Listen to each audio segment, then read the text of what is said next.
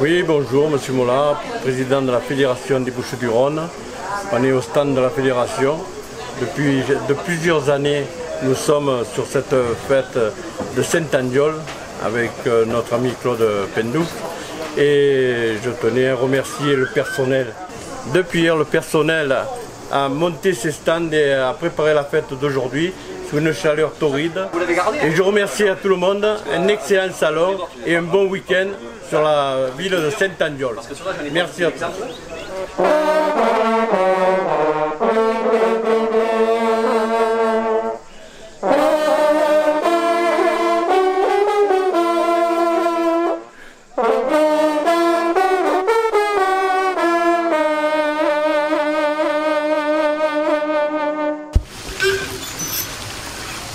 Il a pété la canne. Moi je rigolerais qu'il passe par-dessus le simulateur. C'est déjà 50 secondes. Non, c'est mort.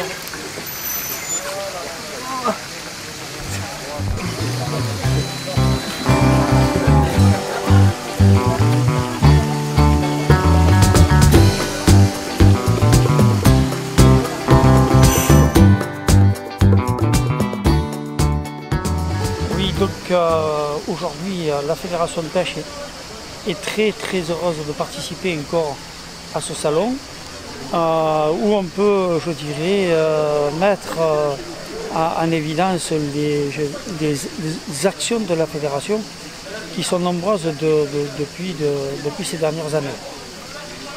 Donc notre priorité aujourd'hui sera plus une orientation sur le développement du loisir pêche, avec la mise en place d'un schéma départemental qui nous est imposé par notre fédération nationale et aussi par les services de l'État.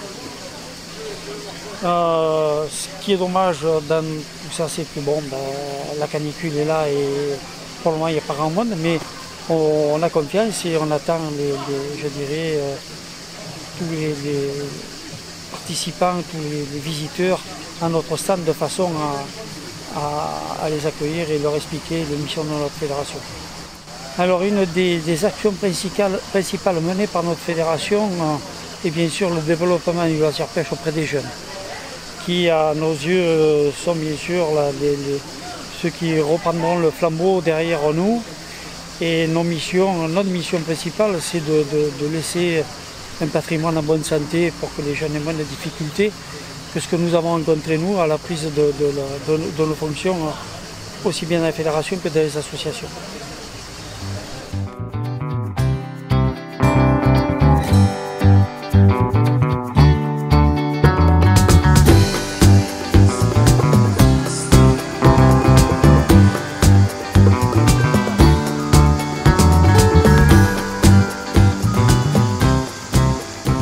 Alors l'Association nationale pour la défense des chasses traditionnelles à la Grive a été créée en 2003 à Bradas, dans le 04, de manière à défendre toutes nos chasses qui sont souvent attaquées par des associations diverses et variées.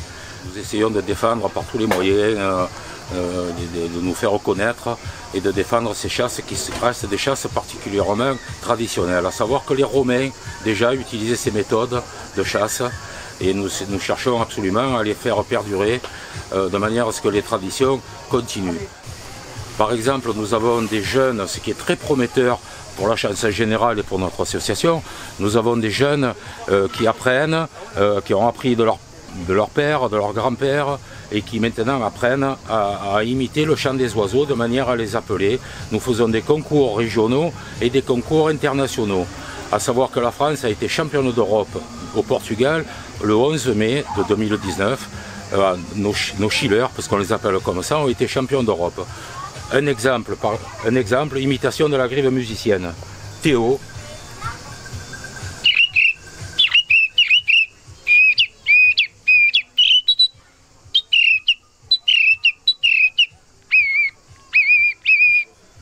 Un autre exemple, Jean-Pierre va imiter la grive Maurice qui arrive en Provence au mois de novembre et décembre.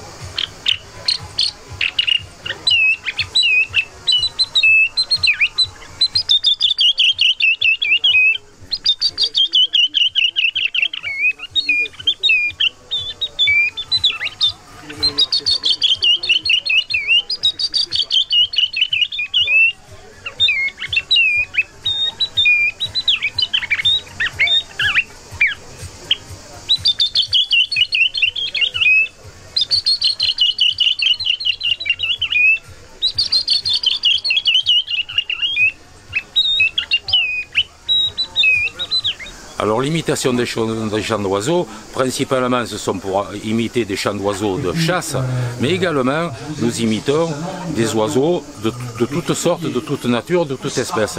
Par exemple, nous savons imiter le rossignol. Tout à l'heure, nous ferons une animation pour un artisan coutelier qui est venu avec sa forge. Donc, les enfants, si ça vous intéresse de voir comment on fait un couteau, on ira lui dire un petit bonjour. Autre exemple, avec une autre sorte de filet, ce qu'on appelle la lamelle, Théo va continuer à nous imiter le rossignol. Demandez un peu des prix, il y a des promos un peu de partout. Et surtout, rafraîchissez-vous, il fait très chaud. Profitez des duvets.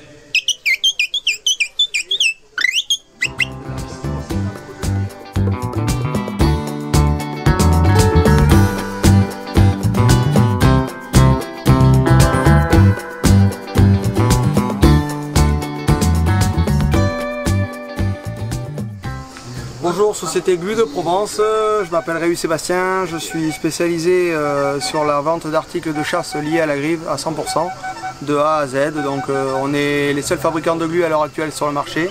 Nous fabriquons la glu pour tout ce qui est chasse traditionnelle. Nous vendons les cages, les appâts, les plumeuses, les tourne-broches, les manettes à glu. On vend beaucoup d'alimentation, on vend l'alimentation numéro 1 en Italie. Donc les Italiens sont numéro 1 en Italie pour l'élevage des oiseaux et on utilise leur aliment. Alors voici notre fabrication. Donc comme je vous ai expliqué, c'est une fabrication qui est faite chez nous à Brignoles. On est fabricant de glu, on utilise des glus semi-naturels. Donc on utilise quelques produits naturels et quelques produits chimiques pour faire différentes sortes de glu, 4 sortes différentes, molle, demi, dur et super dur.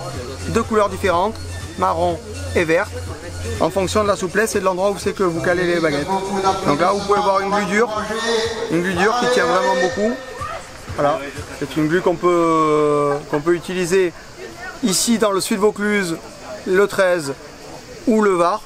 C'est une glu qu'on utilise en octobre et en novembre quand les températures sont un petit peu élevées encore. Je vais vous donner en exclusivité la formule et la recette de ma glu. Donc il y a de l'huile de lin et... Bonjour, je m'appelle Charlotte, je travaille le bois en bijouterie. Donc mes produits ici vont du collier aux boucles d'oreilles en passant par les bracelets. Donc je récupère le bois provençal auprès d'oléiculteurs ou de cultivateurs de fruitiers. Je pars donc d'une bûche et je vais travailler après avec des outils à main. Je travaille beaucoup à la main pour faire mes formes, les dessiner et ensuite les assembler. Voilà. Donc par exemple là vous avez de l'olivier, du cad, de l'amandier et de l'oranger. Voilà, vraiment des essences 100% provençales et naturelles bien sûr. Voilà. Et pour retrouver toutes mes créations, je me situe à la Part les Oliviers et j'ai un site internet, lalibellule-des-bois.com.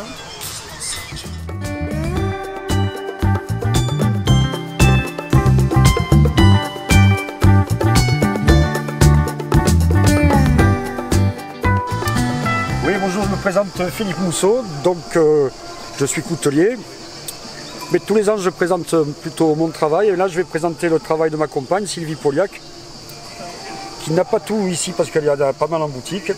Et elle est créatrice en art de la table, et puis des couteaux sculptures, des dagues, etc. Donc là, son dernier modèle qu'elle a créé, elle l'a appelé ligne de crête par rapport à ce qu'on voit chez nous, les montagnes de la Drôme, avec une pierre en pierre de Banon qui est incrustée à l'intérieur, qui est rivotée et collée.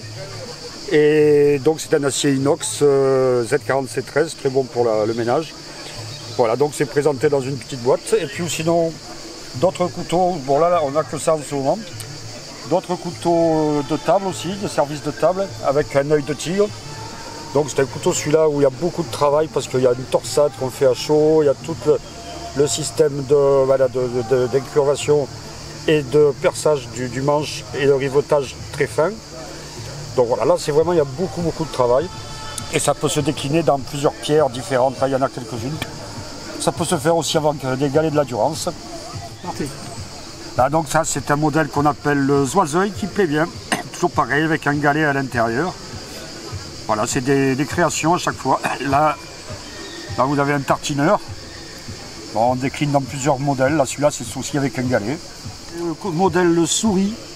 Alors, c'est pas une souris verte, c'est une souris rose avec donc du pink ivory. En fait, c'est de l'ivoire rose, mais c'est un bois d'Afrique du Sud qui est assez rare, recherché et très très dense.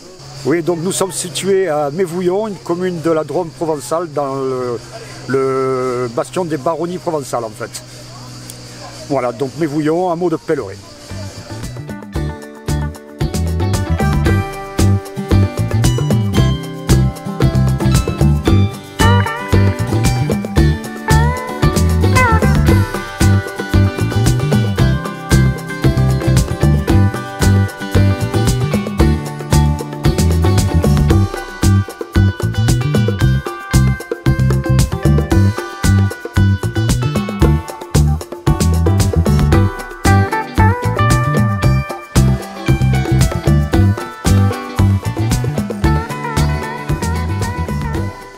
Le club national des bécassiers a été créé en 1951 par des bécassiers de la Côte d'Or et depuis ça a cessé d'augmenter les participants au club. Aujourd'hui nous sommes 70 adhérents dans le club des bécassiers des Bouches-du-Rhône. Nous avons besoin des ailes des participants pour pouvoir déterminer l'âge des oiseaux prélevés. Cette année, nous sommes arrivés à 85% de juvéniles, de jeunes, par rapport aux adultes. Donc ça a été présagé une bonne année. Ça, on s'est rendu compte que c'est grâce aux précipitations qu'il y a eu entre le mois d'août et le mois d'octobre qui nous a permis de recevoir les oiseaux. Si vous êtes chasseur de bécasses et que vous prélevez des bécasses, n'hésitez pas à nous rejoindre au Club national des bécassiers en nous ramenant des ailes pour qu'on puisse étudier ce qui s'est passé dans l'année. Je vous souhaite à tous un bon salon à Saint-Andiol 2019.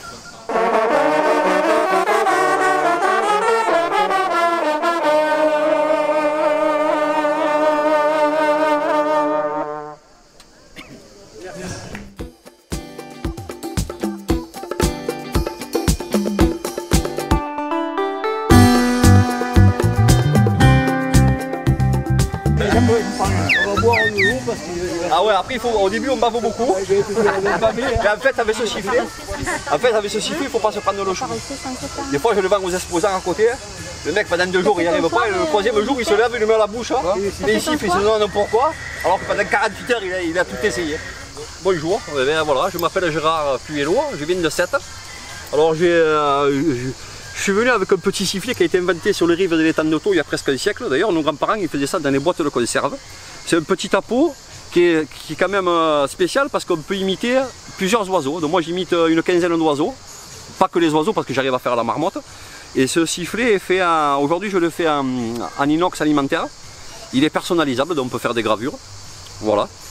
Alors nous on a inventé ça pour les limicoles, pour les canards siffleurs, la sarcelle, les vanneaux, tout ça. Et les Anglais ils ont inventé ça pour les chiens de troupeau. En fait ils s'en servent pour appeler les chiens, pour donner le commandement. Moi, comme je ne savais pas siffler avec les doigts, et depuis tout petit, mon grand-père me dit si tu veux bien apprendre à siffler les oiseaux, apprends à siffler la Marseillaise. Donc c'est vrai que j'ai appris à siffler la Marseillaise, et donc une fois qu'on sait les notes de la Marseillaise, on peut apprendre à siffler les oiseaux. La particularité, c'est que j'ai jamais fait un sifflet multifonction, une fois qu'on sait bien, qu'on l'a apprivoisé en quelque sorte, comme c'est un petit instrument de musique qu'il faut apprendre. Je le prends dans les stades et dans les concerts en sifflet d'ambiance, parce que comme ça porte très loin, donc on peut s'en servir pour mettre l'ambiance. Pour la chasse, pour appeler les chiens, donc ça a déjà fait ça fait 4 fonctions. Et un sifflet de secours, de détresse quand on va dans la nature. Parce que des fois on peut se perdre, on peut se blesser, on peut s'en servir. Donc on peut vraiment appeler quelqu'un au secours avec ça. Voilà, après je vais vous faire quelques démonstrations d'oiseaux, parce qu'on en limite quand même 14. Alors les petits oiseaux qui sont là, admettons, voilà, je vais vous faire le courlis.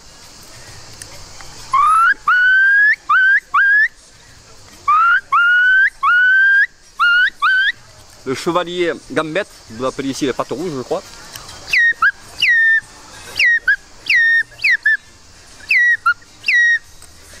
Après je vais vous faire la pimarine, voilà, il y en a un peu partout de ça.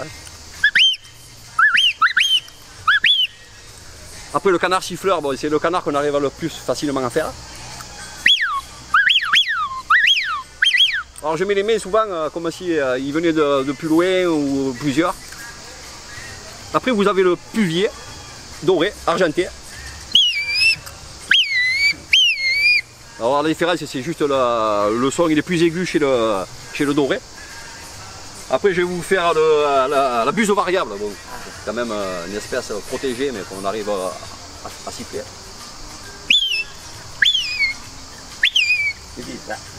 Après vous avez le chevalier le crin, nous on appelle ça le tweety. Le chevalier voyeur.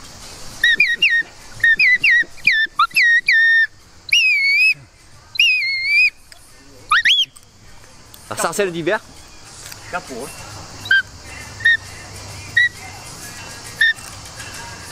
C'est le plus dur parce qu'il faut mettre de la salive sur la langue. C'est le pilet.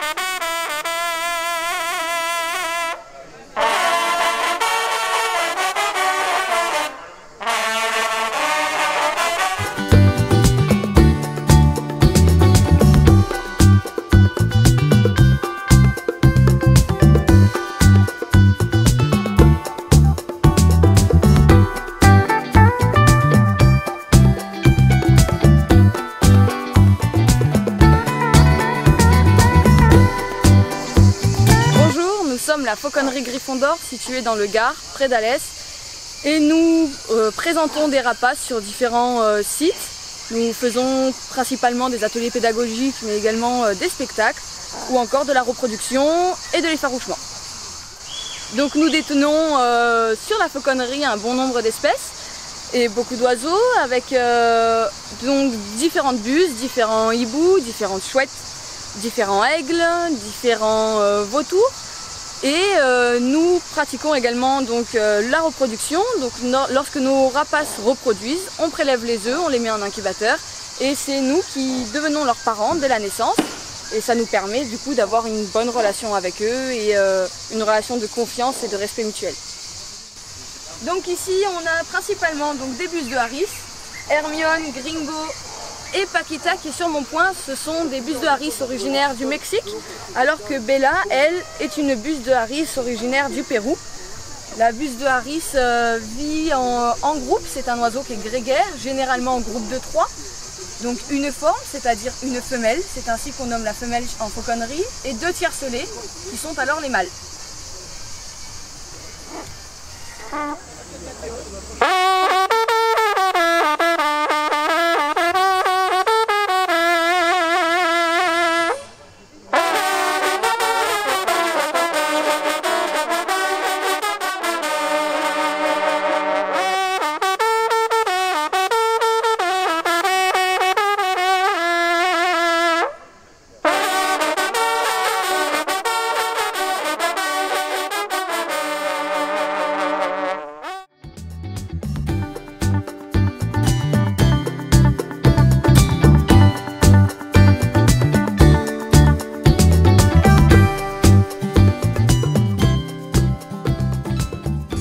Nous sommes la ferme de l'Échappée Belle, qui sommes donc du coup une ferme pédagogique itinérante où nous nous déplaçons sur les salons animaliers, les écoles, les fêtes de village. Et du coup on vous présente les animaux de la ferme. Vous avez l'âne, le poney, la vache, les moutons. Et puis à savoir pour la petite histoire, ce sont des bêtes que nous récupérons, donc du coup on joint l'utile à l'agréable. L'optique n'étant pas l'élevage, hein, c'est vraiment d'offrir une seconde chance à des bêtes qui des fois sont dans des situations délicates. Et puis du coup voilà, ça permet à petits et grands de profiter d'animaux super sympas. Et puis nous vous souhaitons à tous un très bon salon.